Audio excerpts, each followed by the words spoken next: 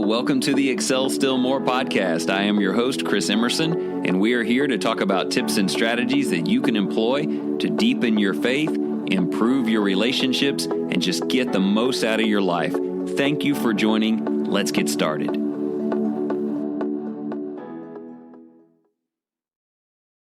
Welcome back to the Excel Still More program. Today is episode 58 with what is probably a familiar title to you, 5 Love Languages. There was a book written in 1992 by a man named Gary Chapman, and he first coined this phrase and laid out these 5 categories of affection, and it really took the world by storm. He sold something like 8,000 copies in the first year, which actually was 4 times his projection. 17,000 the next year, 137,000 copies by year 3. Soon after that, he found himself on the New York Times bestseller list, and the rest is kind of history. And just to be clear, while I'll be giving you a synopsis of that book today and challenging you in very specific ways as it relates to the 5 love languages, I highly recommend that you get the book and read it if you want in-depth analysis of each one of these categories. Okay, so I recommend today that you find a sheet of paper and a pencil so that you can write some of this down today. Maybe you can write down the 5 love languages if you aren't familiar, and there are a couple of exercises at the end where you will need to make some notes. Well, let's jump right in, and then we'll talk about all the relationship application at the end. There are 5 categories of love language. When it comes to how we share love naturally or how we perceive love from others, each of us is a little bit different. There may be dozens of different love languages, and you may favor more than one thing on this list, but as you'll see today, you can probably rank them 1 through 5 in terms of how you best interpret love from another. Here is the list, and then we'll go back and diagram it. Number 1, words of affirmation. Number 2, acts of service. Number 3, reception of gifts. Number 4, quality time together. And number 5, physical touch. Most of them kind of speak for themselves, but I will take just a couple of minutes here and give you some details for each. So the first one is words of affirmation. This includes anything wherein someone comes up to you and says something that affirms you. It makes you feel confident. It makes you feel special or important or loved. And this is the most direct way to give and receive that, by looking someone in the eye and using words. This is a husband looking his wife right in the eye and saying, "You are beautiful and I love you." This is a wife looking her husband in the eye and saying, "I need you and I trust you." Some people need that. They thrive on it. And if they're in a relationship where the other person doesn't offer it, they're constantly craving that. The second one is acts of service. This may be someone who doesn't say a lot. Maybe they don't use the word love every day or give verbal compliments. Instead, they just serve. This is the wife who takes care of the house and everything that the husband needs. She may not look him in the eye and tell him that he's special, but she serves him in a way that says that he is special. On the other side, acts of service by men are when they do things around the house, or they work a full-time job, or they take the car to get the oil change, her car, and while he may not write her a beautiful card, he is expressing his love for her through service. That's the second thing. The third one is the giving and receiving of gifts. While everybody likes to hear words of affirmation and everybody likes to be served when they have a need, some people truly feel the weight of love and affection when a gift is given. The idea of someone going out of their way to purchase a thoughtful gift or make something or find something and present it to them, those momentous occasions. These are people who love birthdays, they love the holidays, they love the exchange of it, and it really means a lot to them. There are some whose primary love language is the receiving of gifts. Number 4 is quality time. These are people who say, look, I love it when you say nice things. We definitely want to serve each other, and gifts are nice. But there is nothing that means more to me than just being with you. Spending time together, communicating, just going out to dinner, turning off the television, taking a couple of days away from the kids and just being together. It's just about how I feel when I'm with you. And then number 5 is physical touch. We're not saying that this person doesn't value all of the other love languages, or at least most of them, but some people just really enjoy being hugged. When you put your hand on their shoulder, this doesn't necessarily have to be about physical marriage love. We know that's a part of this. But some people just react very well to touch, to appropriate touch. When a wife just puts her hand on her husband's arm, it can mean more to him than any words that she might say. An embrace may mean more to her than anything that he does in terms of gift giving or otherwise. So there you have it, 5 love languages.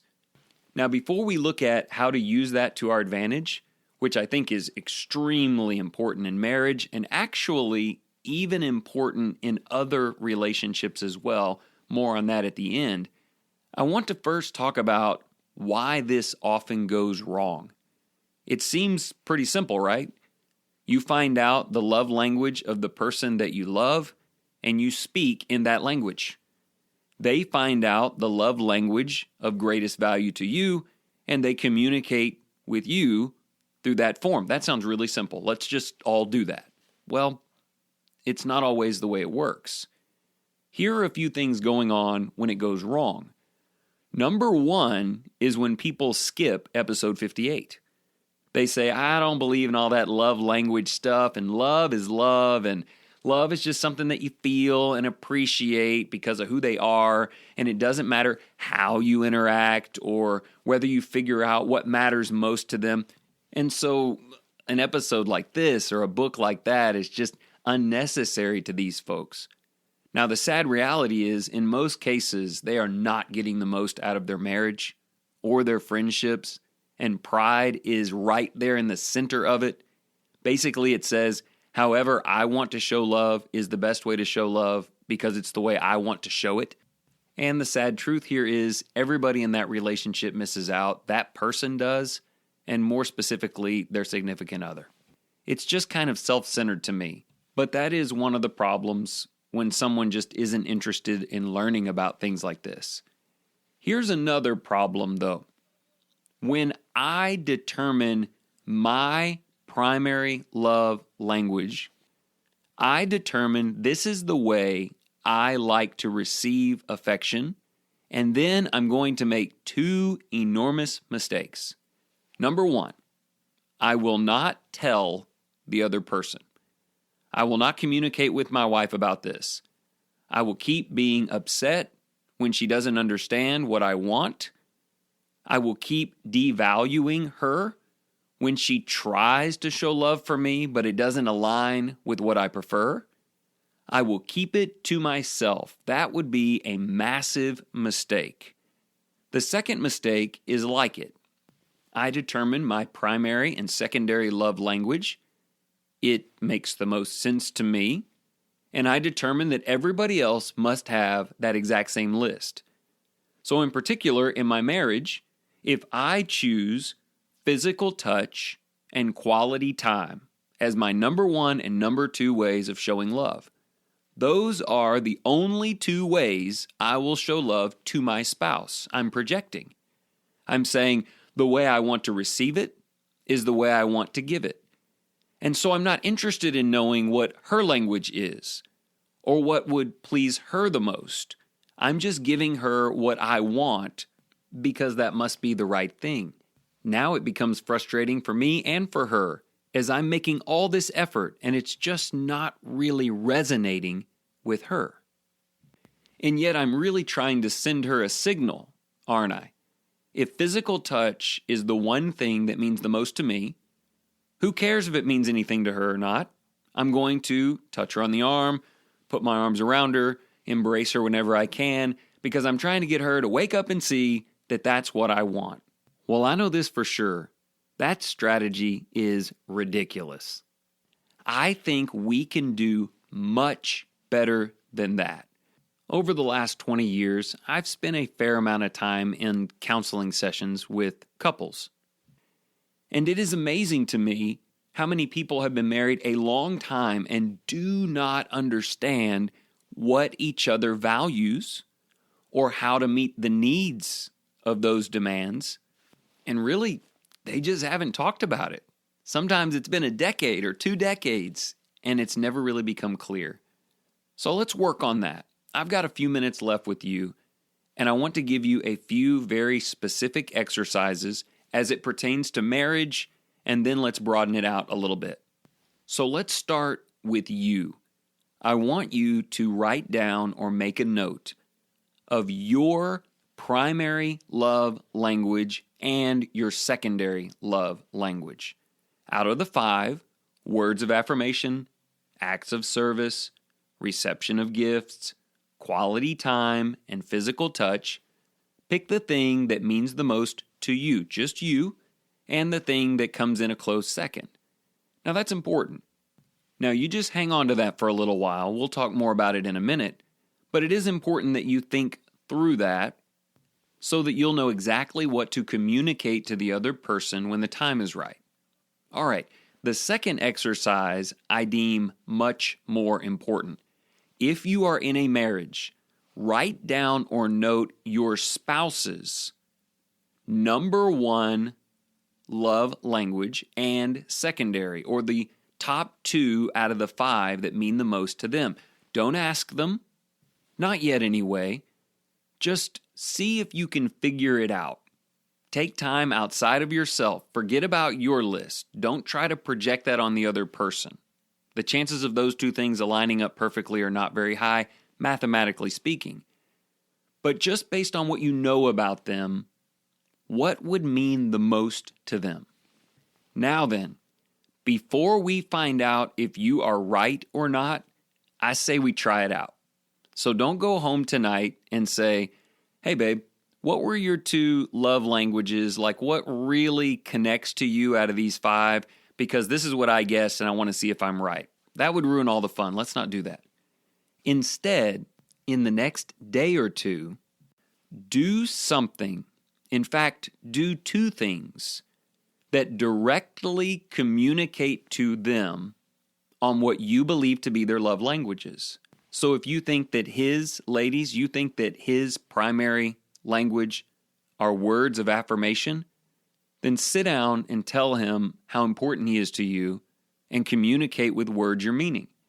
If you think that her number 1 way of receiving love is through the reception of a gift, then go find something thoughtful, something that you know that she would love, and catch her by surprise with it.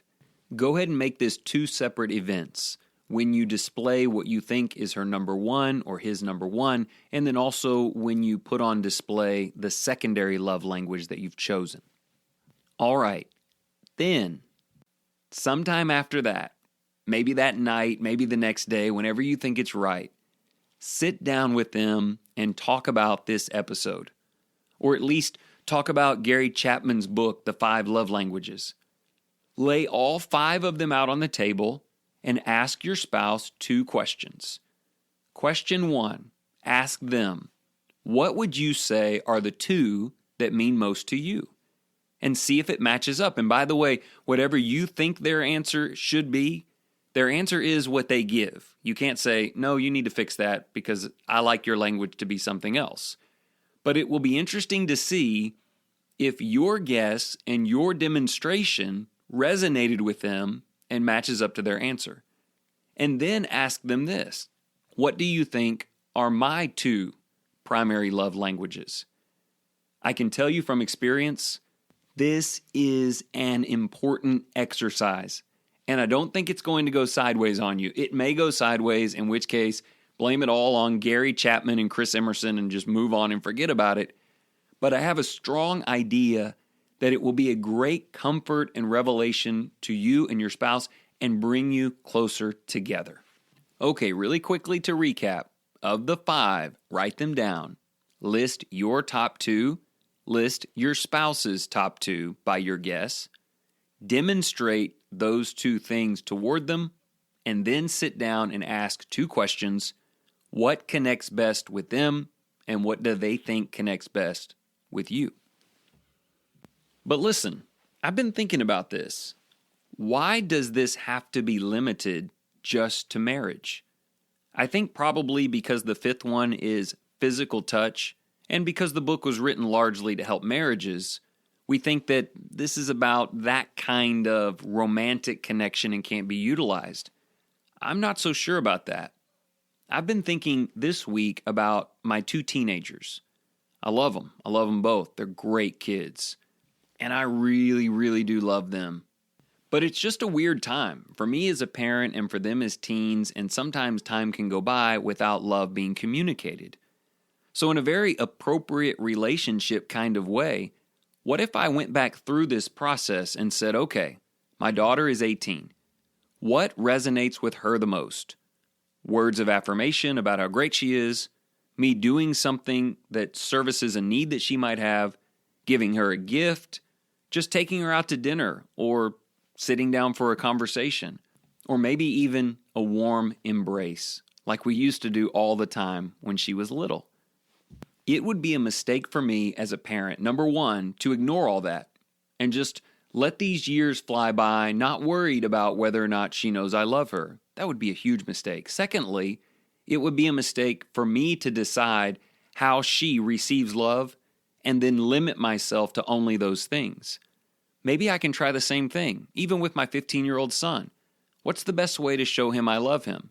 I think this week I'm going to note a couple of things and try them with him and see how he reacts.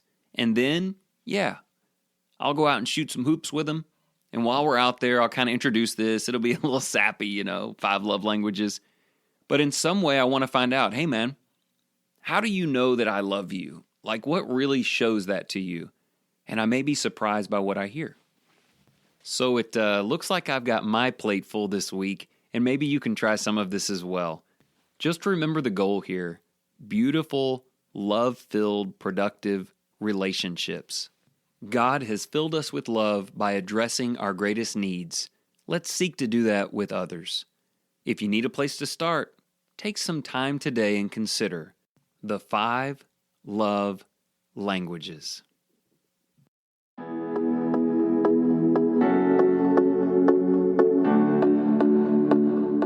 Thank you so much for listening today. We encourage you to check out the website excelstillmore.life, where you can subscribe to emails, order the 3-month journal, or check out past episodes.